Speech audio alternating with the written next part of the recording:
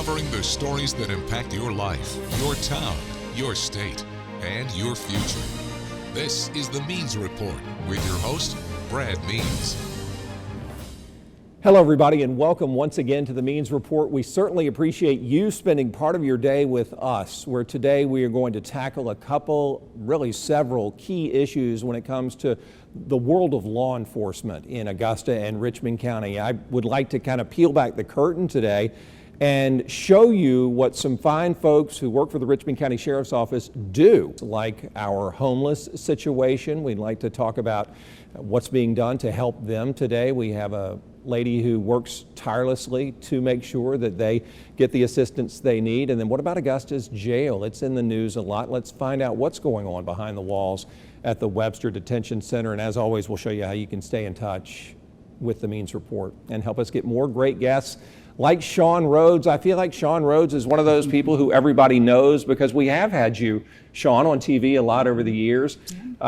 Congratulations on your job with the Richmond County Sheriff's Office, and thanks for what you do. Thank you very much. Deputy Rhodes, I want to talk about the homeless outreach team, or H.O.T team, that you're a part of with the Sheriff's Office. I want to ask you what y'all do, but first, y'all are under the Special Operations Division, and I think that's fitting because y'all are all special people. The sheriff chooses who gets to be a part of the H.O.T team, right? Absolutely. Everyone on our team is handpicked.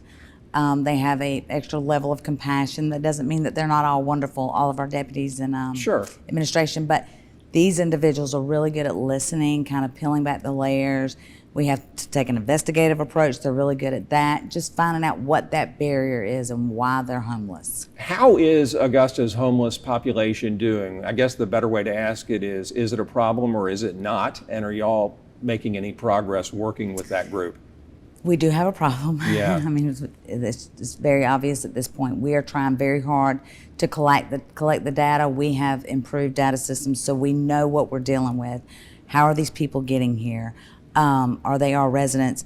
What can we do to connect them, to get them off the streets? We're not focusing on how we can make them more comfortable on the streets. Let's get them off the streets. You know, I've had commissioners come on to the Means Report and they talk about perhaps building housing for the homeless. We have our shelters and everything, sure, but have you already heard anything on that front about perhaps one day we will have buildings where these folks can go and stay and get off the streets? Well, our shelter rarely gets full. Really? Right. So, and then you know they're building a new shelter. The Center of Hope Salvation Army has plans to build a new shelter, which is phenomenal. They're going to offer more services in that shelter, but it would be great to have some type of transitional situation. Oftentimes when we're trying to provide resources to the individuals on the streets, it's hard to get back to them to say, hey, this is what you can do next. You know, they don't have phones, they don't have computers. Right. So getting back to them and responding to them with whatever it is that they need is nearly impossible. So we'll say, meet us at the store at 2 o'clock. That's how you do it. Back in the time when we didn't have phones, you'd have to arrange meeting points right, like that. Right, absolutely. How do you know what to do when you clock in each day? Does somebody call you and say, hey, there's a homeless person or group that you need to check on, or do you cruise around and look for them? So we have, a lot of our complaints come in through 311. Mm-hmm. So we encourage everyone to call 311 if they spot any homeless 311, activity. Excuse the interruption. No, go ahead. The nicest people in the world. I love them. It is the greatest group. They're great. They help us so much with getting this information because they know that those people could leave, that situation could change rapidly. So they'll call if it's something we need to go do. Or if it's an emergency, they can call 911, of course, and we're dispatched to that call and we'll address it.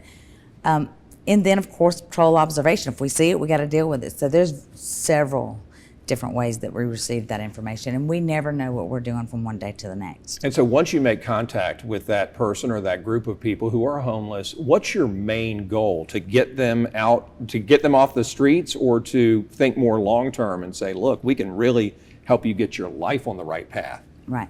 We basically explain we cannot continue to do this activity because when we get a call, they're doing something to negatively impact, the quality of life for our panhandling.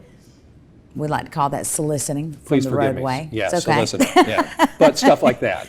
Absolutely. Yeah. Encampments in the wood line. There's, we'll have people who set up encampments on private property, and people will come home and be like, oh my gosh, there's a tent in my backyard and there's trash everywhere. Oh my word. Right. So there are several different things that happen in this population. Everybody's different. We'll separate them and say, how did you get here? Mm-hmm. What can we do to change your situation? And if, they don't accept the help, or they continue with, bad behavior basically, then we'll let them know that there is an accountability piece. We have to protect everyone's quality of life, and theirs as well, and try to make it better. Do we have enough resources? You mentioned our shelters are underutilized. They're rarely full. Do we have enough resources when it comes to reintegration into society to give these folks an education, or to perhaps help them get a job? Does Augusta have all that? We are involved with every department that provides assistance for these individuals. Mm-hmm. And we really focus on what we can do to make it better. And sometimes we encourage them to make it easier. We try to use our influence, I guess, sure, for everybody to come to work together for the common good. And it works. I mean, our partners are stepping up. We're making tremendous progress. We're able to use the data. Our information technology group is phenomenal. They are just really making it easy for us to maintain this data. So we're just working off of that and pulling everybody together. Is there a part of town where there are more homeless people than others? And Deputy Rhodes, I'm picturing I-20 and Washington Road when I ask you this question, because it seems like that's a hot spot, and I'm sure the HOT team is there a lot. Is that accurate, or is it all over the place? It's everywhere now. Yeah. Unfortunately. At the end of the day, you're a law enforcement officer. Yes, sir. And I'm wondering if you ever come across crimes when you're trying to help these people. You go there and you're like, hey, I'm going to help you. And then all of a sudden you see something. Tell me what kind of crimes you might see, if any, and then what happens at that point to the person, the offender. Well, again, we do know that there's criminal activity that occur in these large encampments. I mean, we have situations where they fight, yep, high on drugs, alcohol, whatever the case may be, yep, kill each other, It's, we have everything, but we do find, drugs. We find situations where a vulnerable individual may be being exploited. So they've been evicted, and now the perpetrators, depending on their monthly income, and they're just living in a tent. Where's the rest of that money going? Mm-hmm. So we'll take care of that. And then, of course, we have people that sometimes have children in these situations, which we do is against the law as well. Do you ever come across somebody who has been missing and they've been absorbed into this Absolutely. Encampment or group? A lot of times people want to be missing. Yeah. Of course, they're reported. We ID them, and we have to do what's appropriate. And then they're still allowed to be missing if they choose, after we've ID'd them and made sure that they were okay. And we just explained to them that we need them to take, the resources that we offer them, and that we have many shelters. And our shelters do get used now. I want to make that clear. But they will continue to make room. They are very rarely full. Right, they're not overflowing, I know that. Right. And we encourage them to do that. Do you ever get frustrated because you work so hard, and you have, I'm telling you, you've been on the news forever as an it's true, as an advocate for the homeless, for our elderly and vulnerable populations. Do you ever go home at night and go, darn it, I'm not making a dent in this, or as much of a dent as I want to? Yeah, absolutely.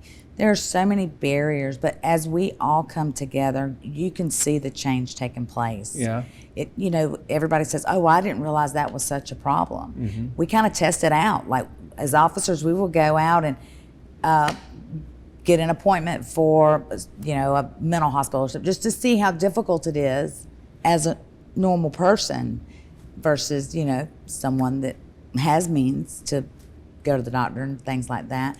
And we'll meet with them and say, this may be a little easier, and they're willing to do that. Is it a lot of red tape when you're trying to set up that kind of appointment? There is a lot of red tape with some of the barriers that our homeless population faces. All right, let's talk about something happy. Have you ever in your career seen somebody go from the deepest depths of homelessness and hopelessness to where they are a functioning, happy citizen again? Hundreds. Really? Yes. My gosh, what's that like? What's it feel It's like? amazing. It really is. We have so many stories that we could tell you. One of the latest stories, I guess, was one of the females that I'd been working with.